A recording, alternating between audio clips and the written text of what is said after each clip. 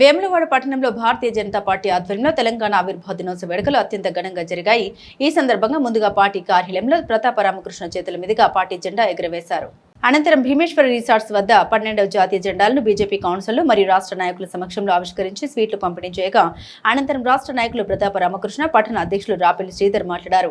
వందలాది మంది బలిదానాలతో ఏర్పడిన తెలంగాణ రాష్ట్ర పాలన ఇప్పటి వరకు స్వార్థపరుల చేతిలో నలిగిపోయిందని విమర్శిస్తూ నరేంద్ర మోదీ సారథ్యంలో మరియు సుష్మా స్వరాజ్ పోరాటంతో తెలంగాణ సిద్ధించిందని గుర్తు చేశారు.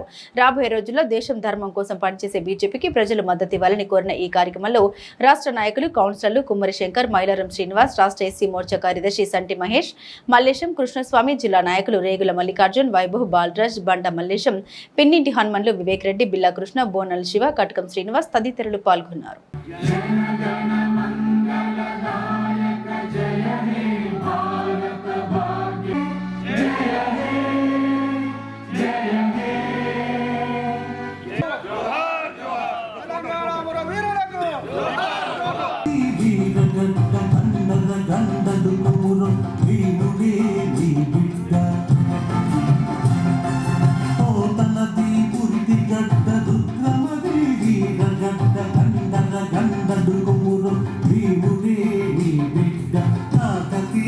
తెలంగాణ ఆవిర్భావ దినోత్సవాన్ని పురస్కరించుకొని వేములవాడ పట్టణ బీజేపీ పార్టీ ఆఫీసులో జెండా ఆవిష్కరించుకొని మరి 12వ ఆవిర్భావ దినోత్సవాన్ని పురస్కరించుకొని ప్రతాప రామకృష్ణ గారి ఆధ్వర్యంలో భీమేశ్వర గార్డెన్ వద్ద 12 జెండాలు మరి ఏకకాలంలో ఎగరడం చాలా సంతోషదాయకం.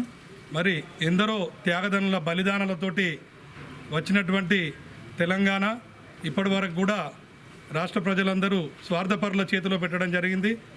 మరి రానున్న రోజులలో తప్పకుండా కూడా బీజేపీని ఆదరించి తెలంగాణలో ఒకసారి అవకాశం ఇవ్వాలని ఈ సందర్భంగా తెలియజేస్తూ భారత్ మాతాకి జై తెలంగాణ. తెలంగాణ ఆవిర్భావ దినోత్సవం సందర్భంగా తెలంగాణ ప్రజలకు, ప్రత్యేకంగా ఈ జిల్లా ప్రజలకు, వేములవాడ మున్సిపల్ ప్రాంత ప్రజలకు ఉద్యమంలో పాల్గొని ఒక రకంగా చాటుకున్నా నేర్చుకున్నా కానీ ఈ తెలంగాణ ఉద్యమం కోసం అనేక మంది, లక్షలాది మంది కార్యకర్తలు, లక్షల మంది ప్రజలకు కృషి చేశారు. ఏ ఒక్కరి పోరాట ఫలితమో, ఏ ఒక్క కుటుంబ పోరాట ఫలితమో కాదు. నిజంగా కూడా ఒక్కసారి తెలంగాణ ప్రజలు ఆలోచించమని చెప్తా ఉన్నాం. నరేంద్ర మోడీ గారు 2013లో తెలంగాణ సంకల్ప సభ, అప్పుడు నేను జిల్లా అధ్యక్షున్నప్పుడు కూడా ఇక్కడ కార్యక్రమం ఏర్పడడం జరిగింది. ఏ మాత్రం కూడా రాజకీయ ఆపేక్ష లేకుండా ఈ తెలంగాణ రాష్ట్రంలో భారతీయ జనతా పార్టీ బలపడతా, లేకుంటే రాజ్యం వస్తా, లేకుంటే సర్కార్ వస్తా అనే ఆలోచన లేకుండా కూడా బీజేపీ పోరాటం చేసింది. పార్లమెంట్లో కేవలం అప్పుడున్న సీట్లు కేవలం టీఆర్ఎస్కి ఎన్నో ఒక్కసారి గుర్తుంచుకోవాలి, 2 సీట్లు. మరి భారతీయ జనతా పార్టీ ఒక ప్రధాన ప్రతిపక్షంగా సుష్మా స్వరాజ్ గారి నాయకత్వంలో ఏ రకాలైతే కృషి చేసినా మనం చూస్తూ ఉన్నాం. మరి అలాంటి తెలంగాణ ఏదైతే ఉన్నదో మనందరిది ఈ ఒక్క కుటుంబ సొత్తు కాదు, ఈ ఒక్క పార్టీ సొత్తు కాదు. దురదృష్టం, తెలంగాణ వ్యతిరేకంగా ఉన్న ప్రజలు కూడా, తెలంగాణ వ్యతిరేకంగా ఉన్న నాయకులు కూడా ఈరోజు తెలంగాణ గురించి మాట్లాడుతూ ఉన్నారు. ముఖ్యమంత్రులు అవుతూ ఉన్నారు, మంత్రులు అవుతూ ఉన్నారు. మరి ప్రజల ఆలోచన విధానం కూడా మారాలి.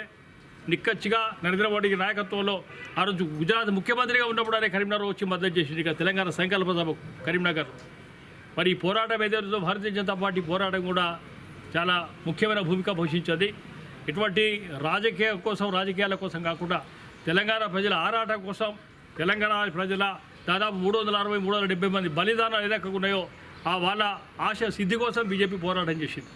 మరి అదేవిధంగా కూడా రాజకీయాలకు, కులాలకు అతీతంగా కూడా, కుల మతాలకు అతీతంగా కూడా ఈ రాష్ట్రాభివృద్ధి కోసం కూడా మనందరం కూడా కంకణం కట్టుకోవాలి. మనందరం కూడా పోరాటం చేయాలి. రేపు ప్రజాస్వామ్యం ఏదైతున్నదో, ప్రజాస్వామ్యం వెంటనే స్వేచ్ఛ.